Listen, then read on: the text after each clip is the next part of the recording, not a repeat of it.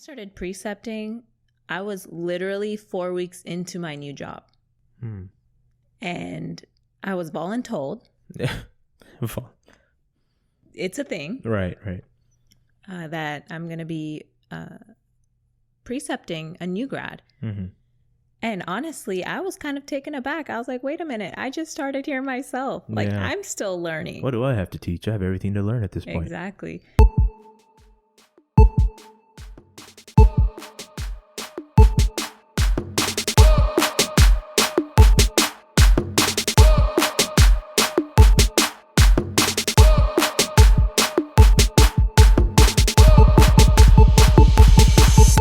Welcome to the Shift Report.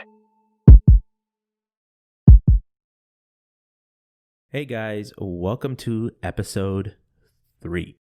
Episode 3. Wow. We're already here. 3rd week. Yeah. Can you believe that? Wild. That's crazy. Yeah, it hasn't been easy though. Definitely hasn't been easy, especially because both of us work full time and then we're trying to juggle home life and work life and friend life and having a life. Yeah. So. This one's definitely taken away some of the life, but it's worth it. Absolutely. I think we're both passionate about this. I think we both have enough information to share for it to be worthwhile. And hopefully people can take some information about that and, take it back with them and learn something from this. Absolutely. So that's definitely been a plus. To all of our followers out there, currently our list isn't very long. Hopefully it grows, but thank you for following with us. Thank you for keeping up with us. We really appreciate you guys tuning in every week. We're going to continue to try to pump out podcast every Thursday, throw out a little clip on like Wednesday or Tuesday, and then give you guys little segments throughout the week in case you can't listen to the whole thing. As a reminder, if you can't tune into our video podcast, we're now live on Spotify, Google Podcasts, Breaker, Pocket Cast. There's links that we're going to be posting on all of our videos. You can also visit our website at www.therealistrn.com. Get all that information. You can listen to it on the way to work. It's like 15 or 20 minutes long. You can listen to it during a break. Leave some comments. Tell us what you think. So it's kind of what, we're bringing out multiple platforms. So hopefully you guys have the opportunity to tune in. If you can't, always listen to the video podcast. This week, we wanted to talk about something that's kind of what you've experienced lately. It's pretty vast, I think. Today's topic can be related to anyone. You don't necessarily have to be in the healthcare field in order to follow along with this one because it's based on precepting. Yeah, what is precepting? Precepting is basically when you are assigned an orientee or a new grad and basically you show them the ropes. Right. You teach them, you give them little hacks. In nursing, I think it's very important to teach, especially new grads, everything you know and give them every opportunity to learn. And to be successful. Absolutely. So, I think the biggest part of precepting is having patience. Yeah.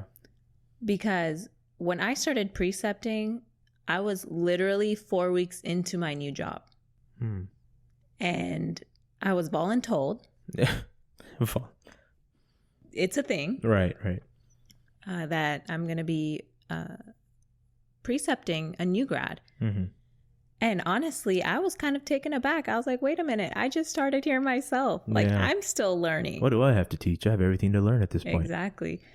So I kind of took it in stride and I was like, okay, well, this has been put in my lap and I need to kind of figure out how I'm going to do this and what route I want to take with this. Right.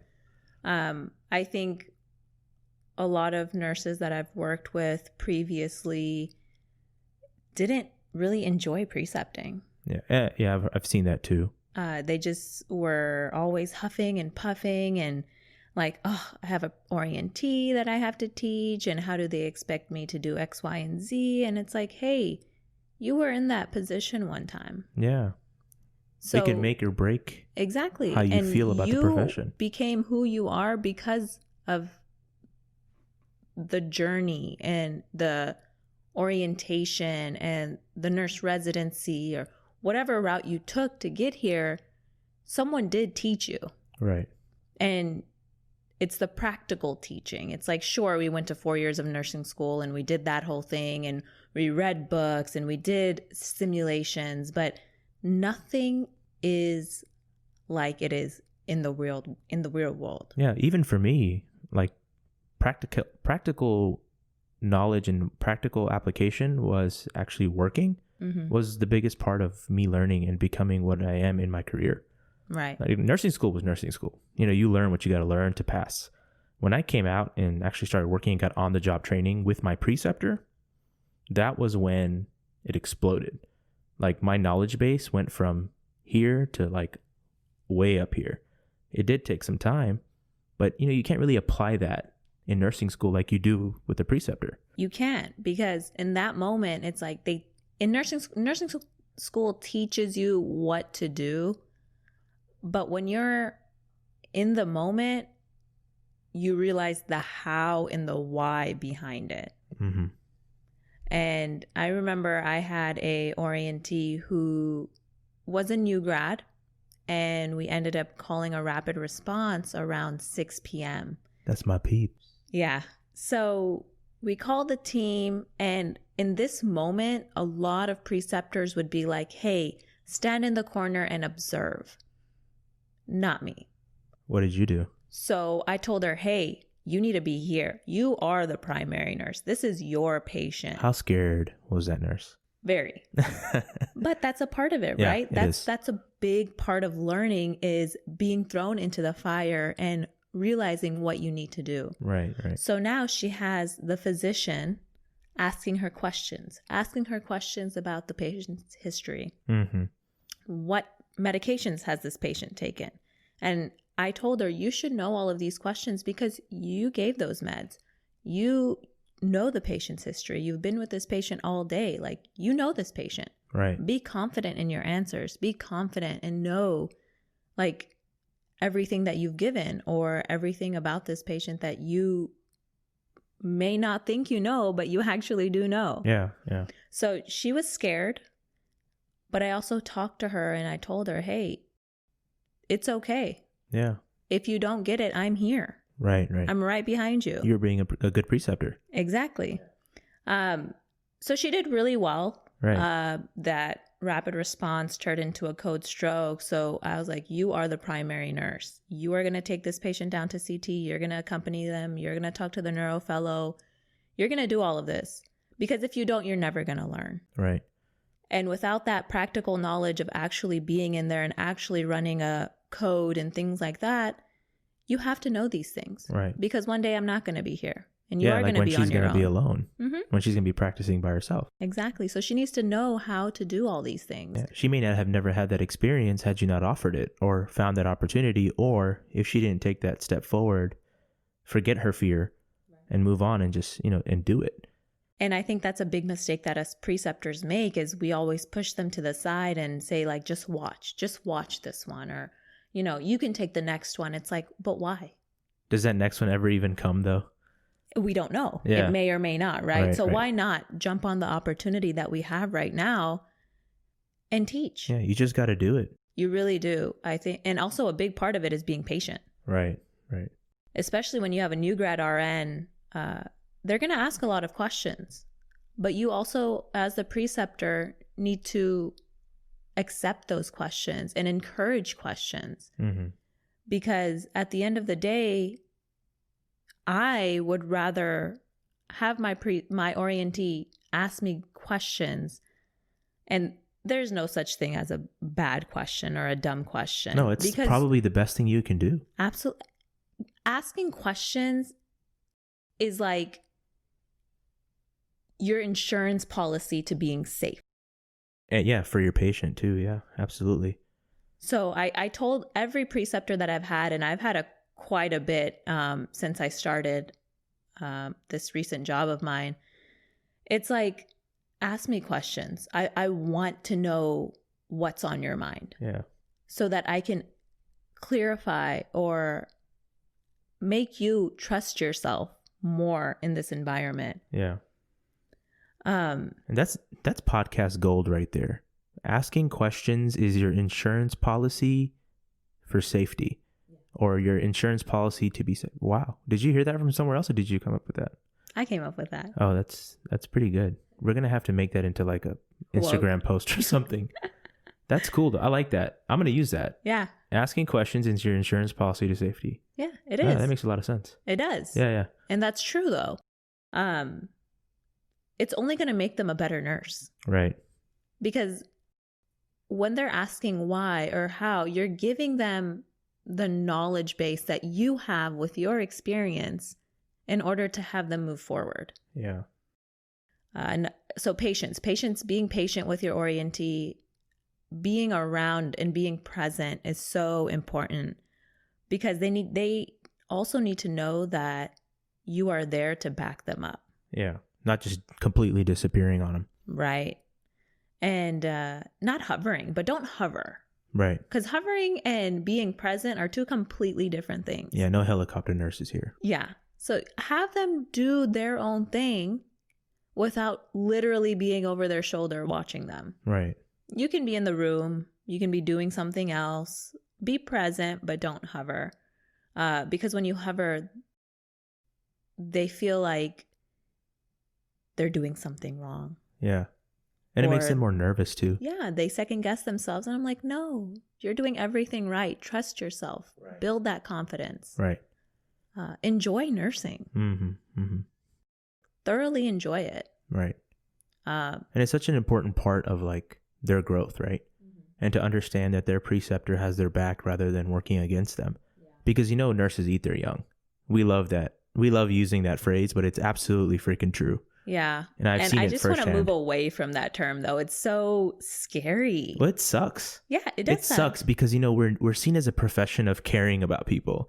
We're seen as this like otherworldly, like empathetic, passionate folks that just love people and caring for people. Yeah. But then you get those people that make that so false. Mm-hmm. And it's like, no, that doesn't fit you. Approachability. Yeah. Be approachable. And I feel like there are some nurses who just aren't. They just want to do their own thing and they don't really care to talk to you. And, they just really can't relate. You can't relate to nurses like that. And I feel like that makes them having orientees or just orientees being on the unit in general scared. Yeah. Yeah. Even if I'm not precepting someone, I have orientees that come up to me and ask me questions. Like even if you're not responsible for their progression. Yeah. So all the time. And even if they've already finished their residency or they've already finished their preceptorship program, they still come up to me and ask me questions. And I welcome it. Yeah, yeah. Because that's the best way for them to learn. Because no one knows everything.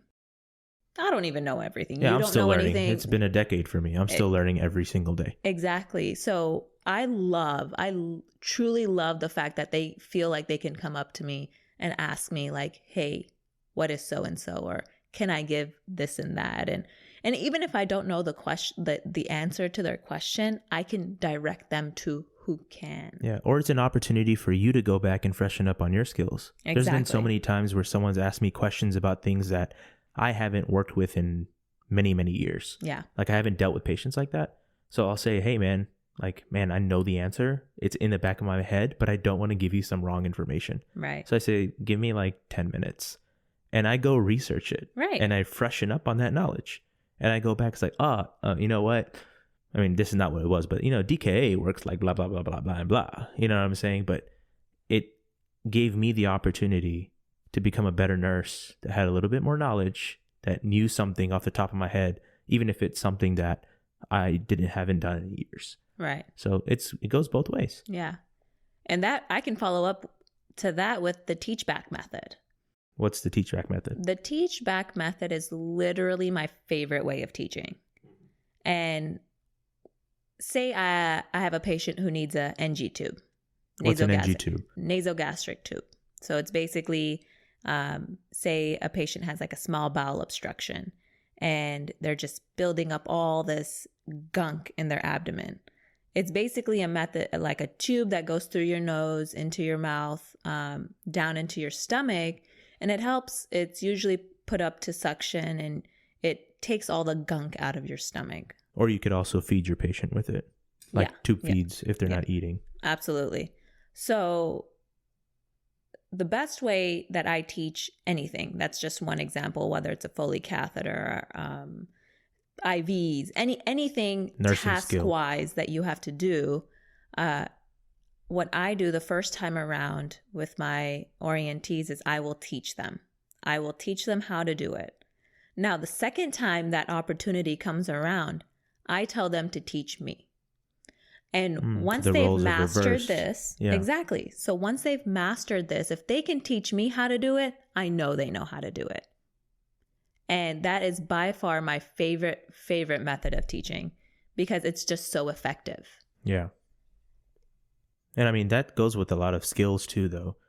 And I mean, if you can teach somebody back, like you said, you can go and teach somebody else. Yeah.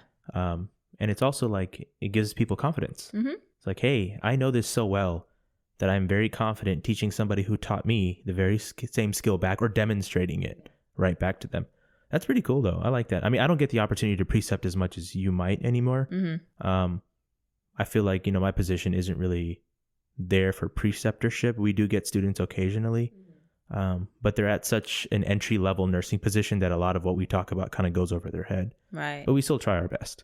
It's difficult, but in your case, it's a little bit more relevant for what they're going to be doing pretty shortly when they're alone. Yeah. Or back on the floor by and themselves. If they are ever voluntold or volunteered to be a preceptor, it's something that they can take back with them. Right. And just really giving your orientee every learning opportunity you can is literally going to be the best thing for them. Yeah. I mean, that's a big part of your job. It is. And Makes you a good preceptor. When I am a preceptor and I do have an orientee, I go to all the nurses on the unit and I'm like, hey, if you have an NG tube, if you have a bad IV, if you need a Foley, let me know, because I want my orientee to do those tasks. Yeah. And maybe it can be overwhelming for my orientee, but hey, I don't care, because practice makes perfect. Yeah, it's the best time to learn. The more they're doing, the better they're going to be, the more confident they're going to be. They're going to trust themselves, and the nurses around them and the people around them are going to trust them more. Yeah. So, and honestly, no nurse ever has said no. Right. They're all going to take the opportunity to have that one less task done.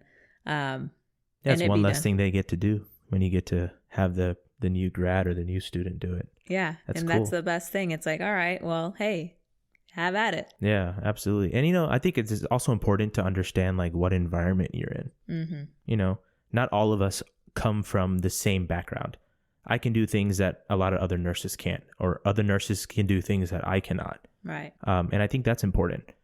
And, we're in situations every day where a nurse may not have the same level of knowledge about a certain topic than you might, or may not feel comfortable in a certain situation that you might.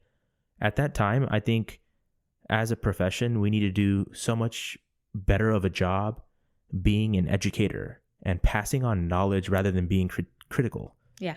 We're so fast to critique people, but sometimes we forget to understand what position they're in, what their job descriptions are, where they work every day normally, and how that can affect or change what they know, their knowledge level, and what they're comfortable with. And I think if we just holistically start looking at our profession, at least in your facility, if you have the opportunity to teach somebody, do it, because that's only going to help you in return. Because next time you're in that situation, that nurse who didn't know anything about that topic is going to have started something. Right? They're going to have put that non-rebreather on, or they're going to have started fluids, or already drawn up those drugs waiting to give. But if you don't teach them, you're going to come back and have the same piss poor face, like, oh, you guys don't do anything. Did you take the time to teach them about it though? Or are you just going to sit there and be critical? You know what I'm saying? And I think that needs to change as well. But kind of going back to you, 3 top tips. Once again, quick summary: patience. Having patience. Using the teach back method, and really establishing trust. Right. Because if your orientee knows that you trust them, their confidence is going to go out of the roof. Yeah. And not hovering. Don't hover though. There's a difference. Yeah. There's a difference between hovering and being present. Always be present without hovering. Right.